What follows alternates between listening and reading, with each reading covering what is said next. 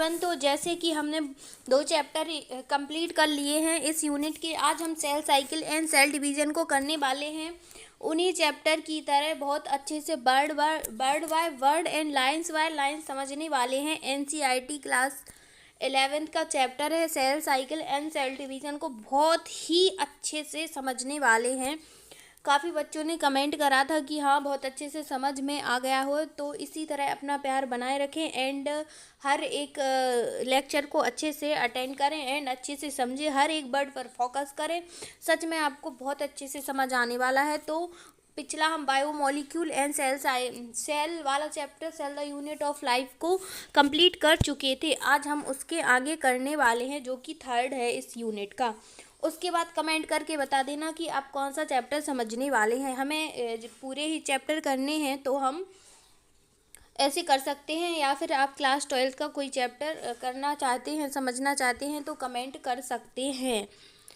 तो आपको क्या करना है, हर एक वर्ड पर फोकस करना है। कैसे समझ रहे हैं, कैसे समझा रही हूँ, तो आपको हर एक वर्ड पर फोकस करते चलना है, आपको हर एक वर्ड समझ आएगा। तो आज हम बात करने वाले हैं cell cycle and cell division के बारे में। तो इस चैप्टर में क्या है, are you aware that all organism हैं वो even the largest start their life होती है सिंगल सेल से। काय से ऑल ऑर्गेनिज्म की जो लार्जेस्ट लाइफ है वो काय से स्टार्ट होती है, एक सिंगल सेल से स्टार्ट होती है। You may wonder how a single cell then goes on a 4 such large organism बन जाता है। ग्रोथ एंड जो रिप्रोडक्शन है आर कैरेक्टरिस्टिक है ऑफ सेल का। क्या क्या, ग्रोथ एंड जो रिप्रोडक्शन है कैरेक्टरिस्टिक है सेल का। जैसे कि एक सिंगल सेल है वो ग्रोथ करेगी, ग्रोथ करके वो मैच्योर होगी, फिर रिप्रोडक्शन करेगी, तो क्या है वो कैरेक्टरिस्टिक है सेल का। Indeed all living organism का भी ऑल सेल रिप्रोड्यूस करते हैं by dividing into 2। All cell कैसे रिप्रोड्यूस करते हैं, डिवाइड होके 2 में। With each parental cell given rise होता है टू डॉटर सेल से। काय से बनता है, डॉटर सेल से। ईच टाइम बनता है divide the newly form daughter होते हैं जो cell call them cell grow होते हैं एंड डिवाइड होते रहते हैं। Given rise new cell population that form होती है बाय द ग्रोथ से and division of single parental cell and its क्या बन जाती है, प्रोजेनी बन जाती है। इन अदर वर्ड में हम कहें तो such cycle of growth and division allow single cell to form structure consisting millions of cell.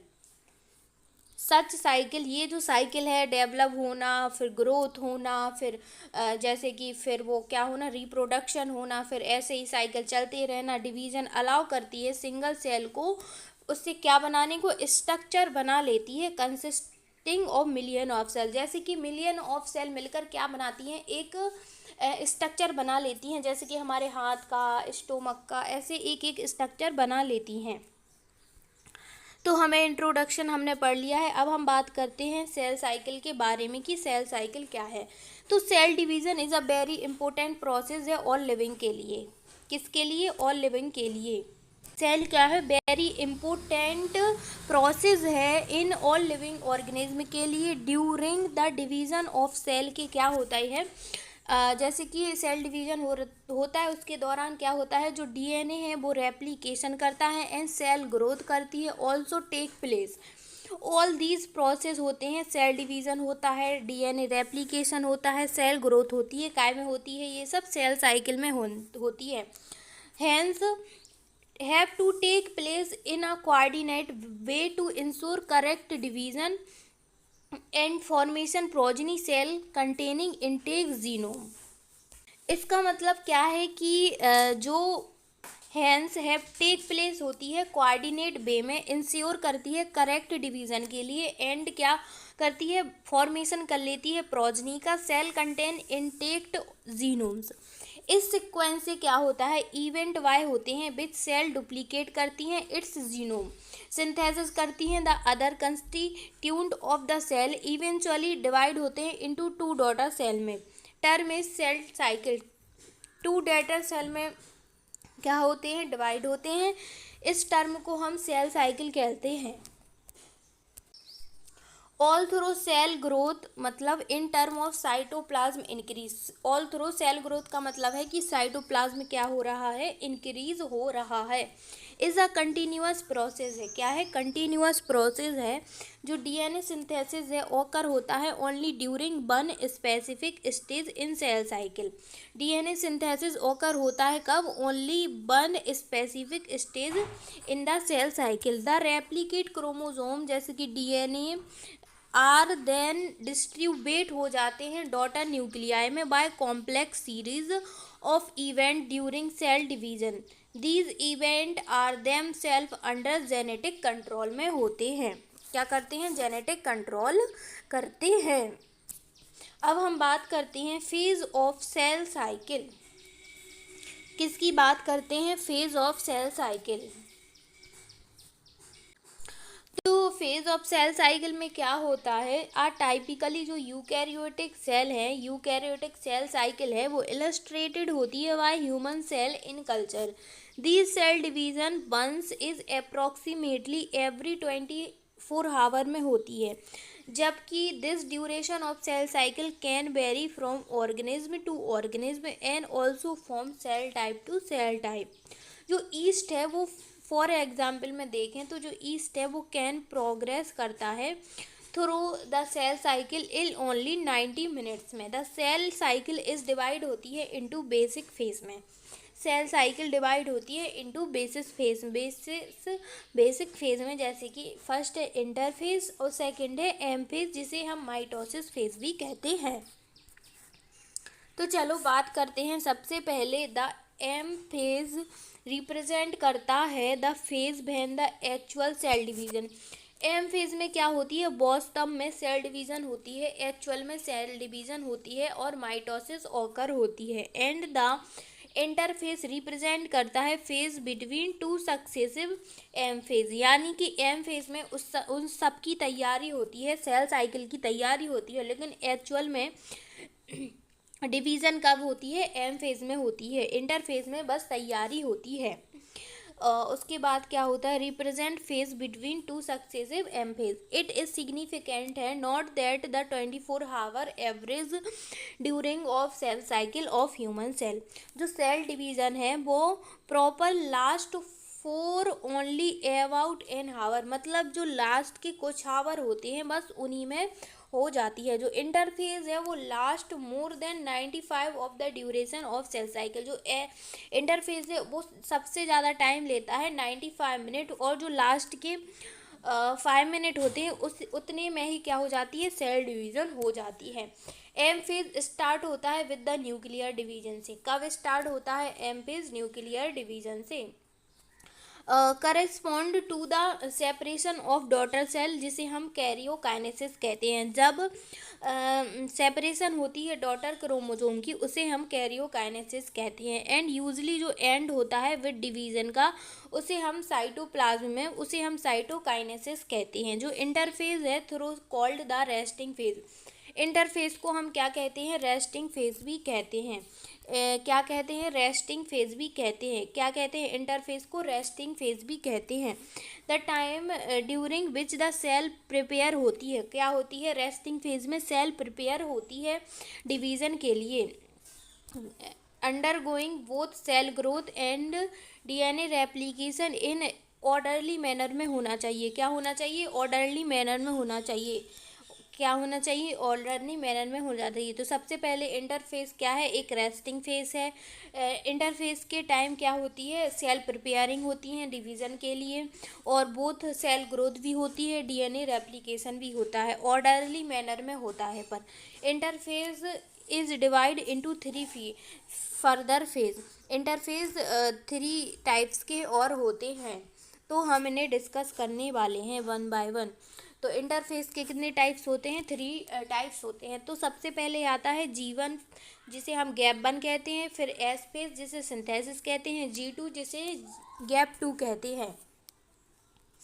उसके बाद बच्चों क्या होता है, जो जीवन फेज है वो करेस्पॉन्ड टू द इंटरवल होता है between mitosis and initiation of DNA replication. G one phase क्या होता है, करेस्पॉन्ड टू इंटरवल बिटवीन होता है mitosis and initiation of DNA replication. G one phase में क्या होता है, cell metabolic the cell is metabolically active होते हैं एंड क्या होता है, मार्क होते हैं the period during which DNA synthesis और replication take place. During this time amount of जो डीएनए है पर सेल कितना हो जाता है, डबल हो जाता है। डीएनए का अमाउंट डबल होता है, इसे याद रखेंगे। इफ़ द जो स्टार्टिंग होती है अमाउंट ऑफ डीएनए, जिसे हम डिनोटेड करते हैं 2C को, पहले हम किसे डिनोट करते हैं, 2C से डिनोट करते हैं। देन जब इंक्रीज हो जाता है, बढ़ जाता है, तो हम उसे 4C से डिनोट करते हैं। जबकि there is no increase in the chromosome, याद रखेंगे कि डीएनए में इंक्रीज हुआ है, क्रोमोजोम में कोई इंक्रीज नहीं होता। Increase in the chromosome no. Number if the cell has diploid होते हैं 2n नंबर होता है, और chromosome at G1 even after S phase क्या होता है, number of chromosome remains same होता है, 2n ही होता है। और S फेज में भी क्या होता है, क्रोमोजोम का नंबर सेम होता है। एनिमल सेल के ड्यूरिंग एस फेज में डीएनए रेप्लिकेशन बिगिंस होती है in the nucleus and the centriole duplicate होते हैं इन द साइटोप्लाज्म में। ड्यूरिंग G2 फेज में क्या होता है, प्रोटीन सिंथेसिस होती है, इन प्रिपरेशन होती है माइटोसिस, जबकि सेल ग्रोथ कंटिन्यू होती है। इसमें ये लिखा है कि how to plant and animal continue grow all their lifes, do all cell in plant divide all the time, do you thinks all cell continue divide in all plants and animal, can you tell. तो आपको ये इसका answer देना है मुझे comment में, और मैं उसे नेक्स्ट वीडियो में समझा दूँगी। ओके। सम सेल क्या होते हैं, इन एडल्ट जो एनिमल हैं वो डू नॉट अपेयर होते हैं टू एग्जिबिट होते हैं डिवीज़न के लिए, जैसे कि हार्ट सेल हुआ। And many other cell divide होते हैं ओनली ओकेजनली एज नीड के, अगर ज़रूरत है तभी क्या होंगे, डिवाइड होंगे। To replace that have been lost because of injury, जैसे कि हमें इंजरी हुई तो कुछ सेल लॉस्ट हो जाते हैं और सेल की डेथ हो जाती है। These cell do not divide होते हैं, फर्दर एग्जिट कर लेते हैं G one phase to enter an inactive stage में, जिसे हम कोई सेंड स्टेज कहते हैं, G0 कहते हैं। ऑल सेल साइकिल क्या होते हैं, all cell cycle cell in this stage में रिमेन्स मेटाबॉलिकली एक्टिव तो होते हैं बट लॉन्गर पॉलीफरेट नहीं होते, unless called on not do so depending on requirement of the organism.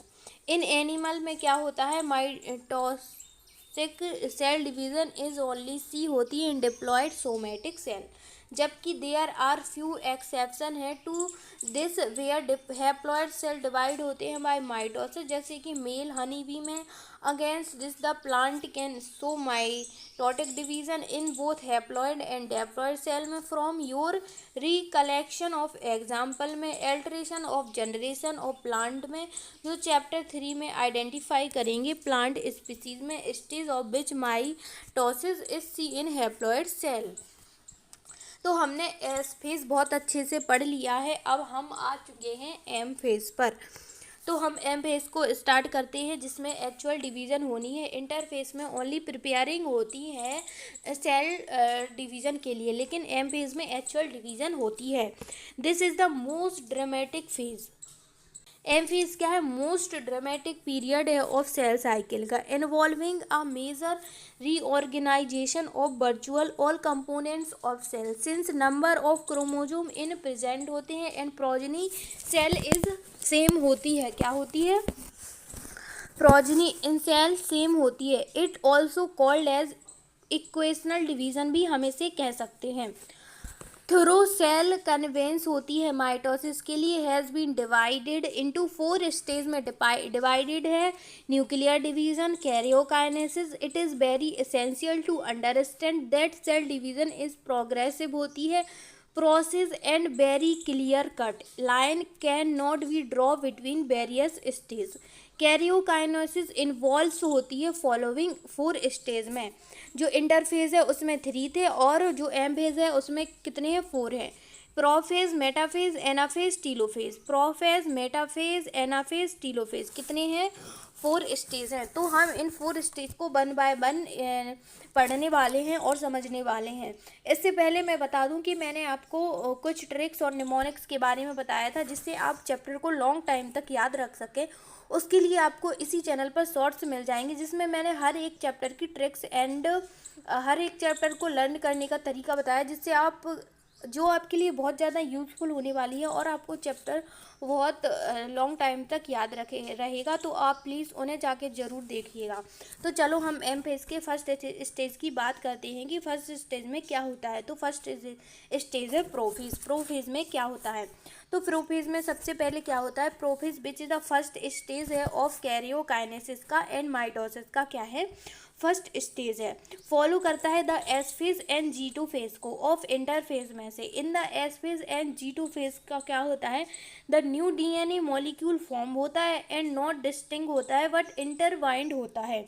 Prophase is mark होता है बाय द इनिशिएशन, स्टार्ट होता है कंडेंसेशन क्रोमोसोम मटेरियल की। सबसे पहले क्या होती है, कंडेंसेशन होती है क्रोमोसोमल मटेरियल की। द क्रोमोसोमल मटेरियल बिकॉल अनटेंगल्ड होते हैं during the process of the chromatin condensation का। उसके बाद क्या होता है, जो सेंट्रोसोम है विच हैड अंडरगो डुप्लीकेशन होता है during S phase of interphase में। नाउ बीइंग टू मूव करते हैं toward opposite pole of the cell.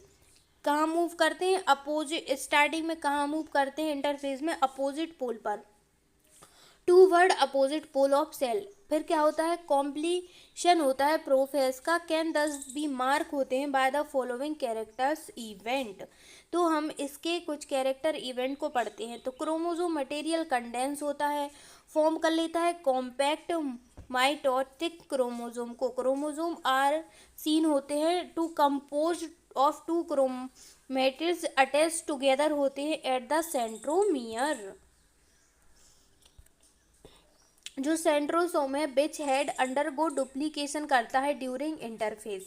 Being to move करते हैं to pose opposite pole of the cell. Each centrosome radiate होता है out microtubules called, जिसे हम ashtray कहते हैं। जैसे कि सेंट्रोसोम है विच हैड अंडरगो डुप्लीकेशन होता है ड्यूरिंग इंटरफेज एंड वो स्टार्ट होता है toward opposite pole of the cell. Each जो सेंट्रोसोम है वो रेडिएट होते हैं और आउट ऑफ माइक्रोट्यूब्यूल से निकलते हैं एंड उसे हम एस्ट्रेज कहते हैं। जो 2 एस्ट्रेज हैं वो एक साथ क्या करते हैं, स्पिंडल फाइबर फॉर्म करते हैं माइटोटिक एपरेटस। जो सेल है, जो सेल है वो क्या क्या करता है,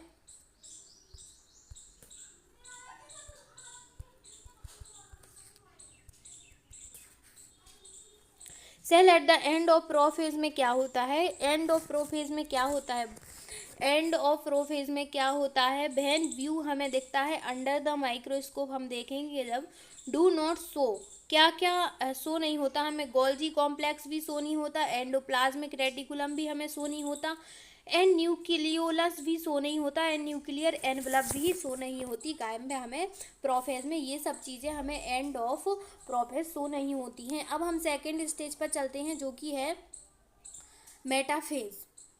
क्या है, मेटाफेज। तो मेटाफेज की बात करें तो कंप्लीट डिस इंटीग्रेशन होता है, कंप्लीट डिसइंटीग्रेशन होता है। क्या होता है, कंप्लीट डिसइंटीग्रेशन होता है ऑफ द न्यूक्लियर एनवलप का। मार्क होता है start of the second phase जो कि है माइटोसिस का। हैंस द क्रोमोसोम सेपरेट होते हैं through the cytoplasm of the cell by the this stage. Condensation of the chromosome, condensation of the chromosome, condensation of chromosome होता है।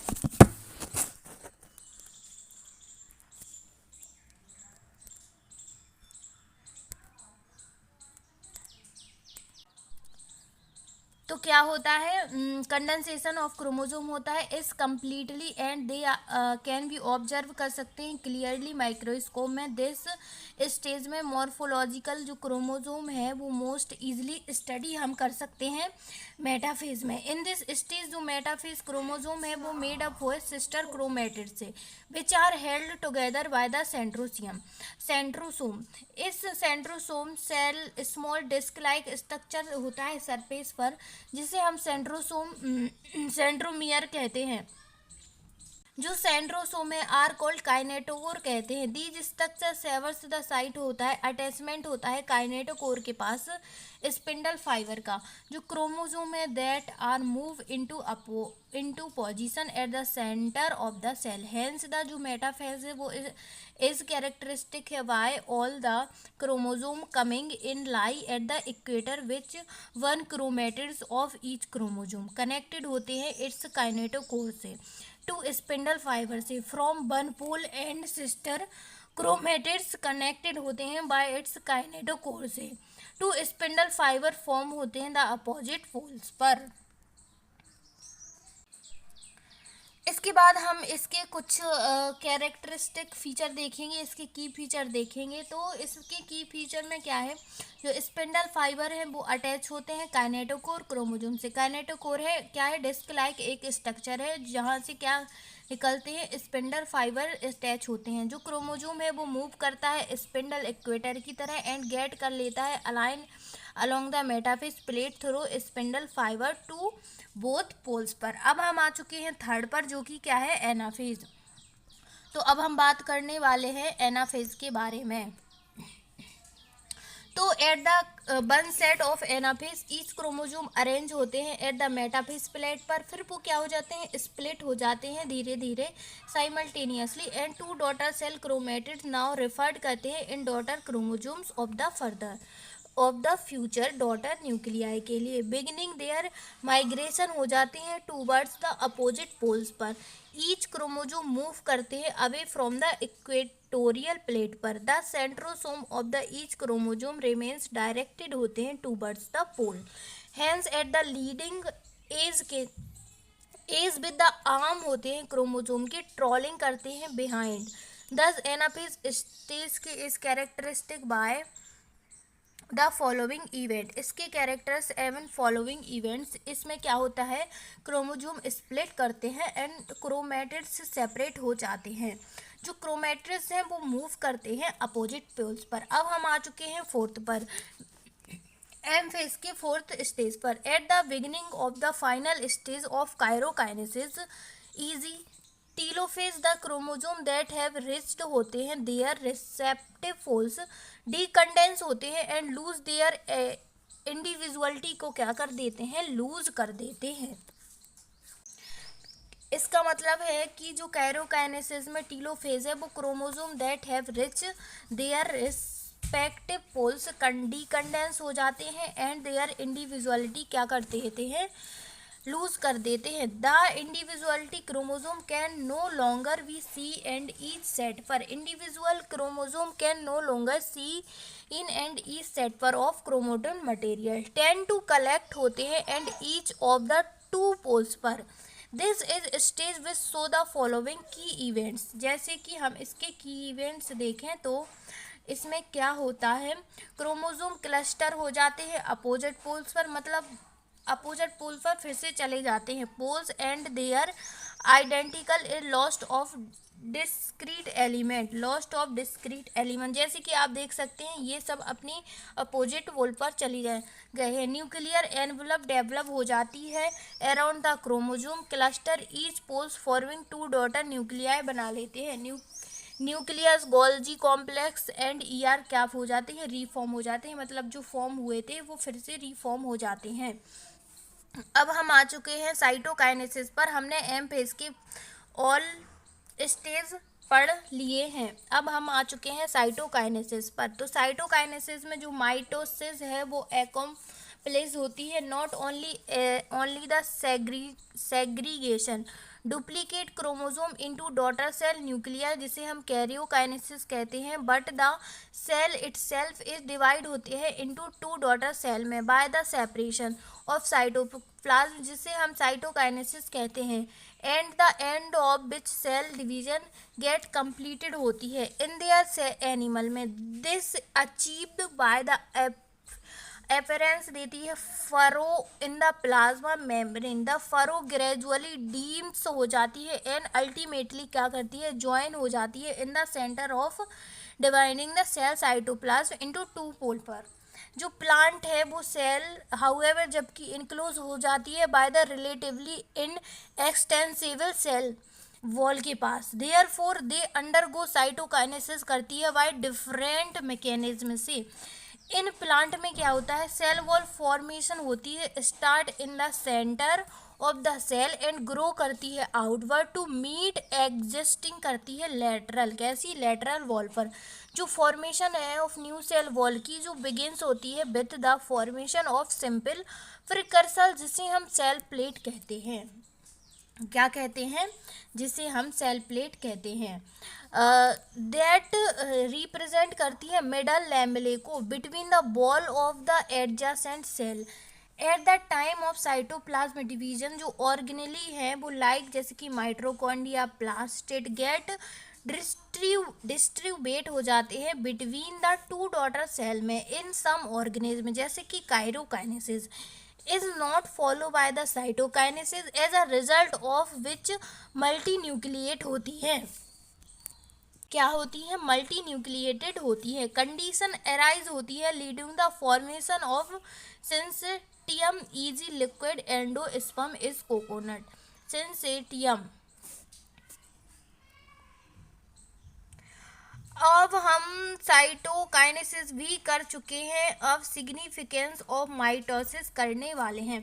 तो significance of mitosis में क्या है, जो क्या मतलब है, माइटोसिस और the equation division is usually restricted होते हैं डिप्लॉयड सेल के लिए ओनली, जबकि some lower plant and some social insect जो haploid cell divide by the mitosis करते हैं वेरी एसेंशियल होते हैं अंडरस्टैंड के लिए the significance of cell division is life of organism. Are you aware of the some example where you have study करेंगे haploid and diploid insect के बारे में। जो माइटोसिस है वो यूजुअली रिजल्ट है in the production of diploid daughter cell का which identical genetic complement का। The growth of multicellular organism is due to mitosis. Cell growth result में डिस्टर्बिंग होता है ratio between the nucleus and the cytoplasm का। In there become essential for the cell to divide होते हैं to restore होते हैं nucleo cytoplasm ratio. अब very significant है कंट्रीब्यूशन ऑफ माइटोसिस का ऑफ सेल रिपेयर का।